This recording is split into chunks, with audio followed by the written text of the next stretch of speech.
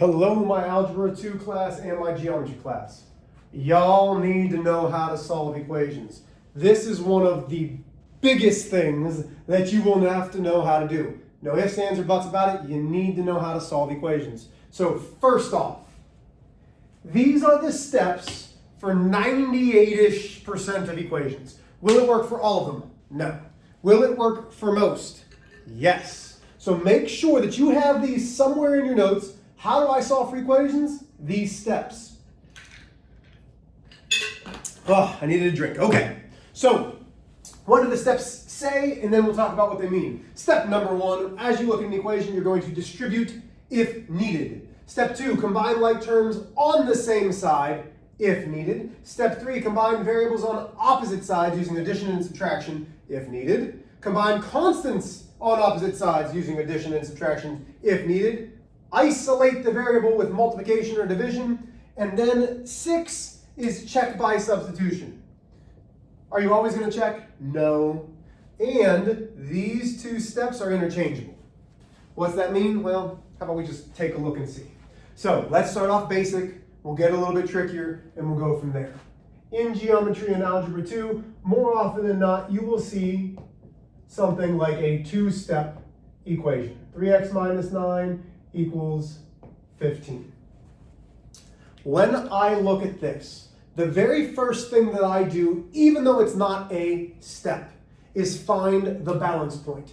In an equation, both sides have to be equal, okay? That's important. That's what an equation is. This side is the same as this side.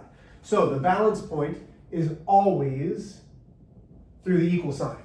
I would want you to start showing me that balance point. Show me that there's a left side and a right side. This is on the same side, not the same side as that. So distribute if needed. We only distribute if we're multiplying into parentheses. Well, Mr. H, I don't see any parentheses, so there's no distributing needed. Combine like terms on the same side. So when I talk about the same side, I'm looking at my left and my right, so I'm going to cover up my right side. I have a coefficient, a variable, and a constant. I cannot combine my x's with a number. So x and 9 are not like terms, they cannot be combined. Over on this side, I just have a 15. There's nothing to combine. Combine variables on opposite sides. Well, I've got an x on this side. I have no x's on this side. Nothing to do there. Okay, so now combine constants on opposite sides. Constants are numbers without the variable. Again, this is a coefficient. This says how many x's I have. I have 3 x's. This number without a variable is a constant. So I have a negative 9 and I have a 15. The goal of any equation is to isolate the variable. That means get everything away from that variable. So I'm trying to move everything away from the x.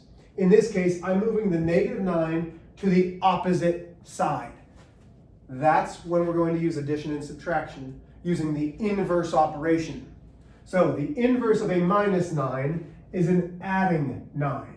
And you might already be saying, Mr. H, why am I doing that? Well, if it's a scale and I add 9 pounds to this side, what do I have to do to this side to balance it back out? Is add 9. The reason that we're doing this is negative 9 plus 9 is 0. That is the additive inverse. The additive inverse is a number and its opposite always equals 0. So I've now, and again, it becomes 0. It's not canceled. Math teachers say, oh, it cancels out. No, it's become 0. And 3x plus 0 is still 3x. I don't need to write that 0. That's why it's no longer there.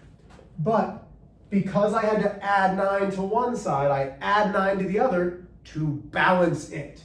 15 plus 9 then is 24. Okay, so I've combined constants on the side. Now I'm going to isolate that variable. Get the variable by itself by either multiplying or dividing. 3x means 3 multiplied by x. The inverse of multiplication is division. So I need to do it to both sides. 3 x's divided by 3. 3 divided by 3 is 1. 1 what? 1x. 1x is the same as just saying x. There is an invisible imaginary number 1 there. 24 divided by 3 is 8. Therefore, x equals 8. The last step, which again, I'm not going to think that you're going to do this on everyone, but I want to show it to you, is check by substitution. X is now 8. That does not mean it's 38. It means 3 multiplied by that x. 3 multiplied by 8 minus 9 equals 15. 3 times 8 is 24. 24 minus 9 is 15. 24 minus 9 is 15. So 15 equals 15. Therefore, my equation is correct. Mr. H, I know how to do 2 steps. That's not hard. Show me something that might be a little bit confusing. Okay. Y'all have calculators, so it shouldn't be as confusing. I'm going to try this one and see if it works. I'm just making it up off the top of my head. Negative 3 minus 2x plus 7 plus 3x equals 12 minus 4x. Okay. Here we go. First step. Even though it's not part of my steps, I want you getting in the habit of finding the balance point. It's important to have a left side and a right side. Right now, there is something for me to distribute.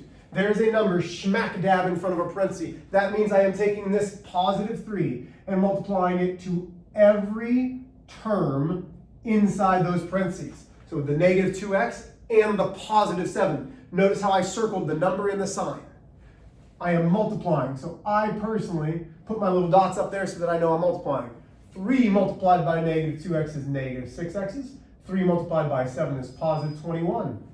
But I still have this 3x. It didn't get touched. It comes on down. What are you doing there? Why is there a minus there? I don't know. Plus 3x. Okay, I'm not even going to deal with the other side yet because combine like terms on the same side. I have like terms here.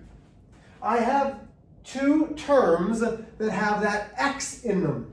I have negative 6x's and positive 3x's.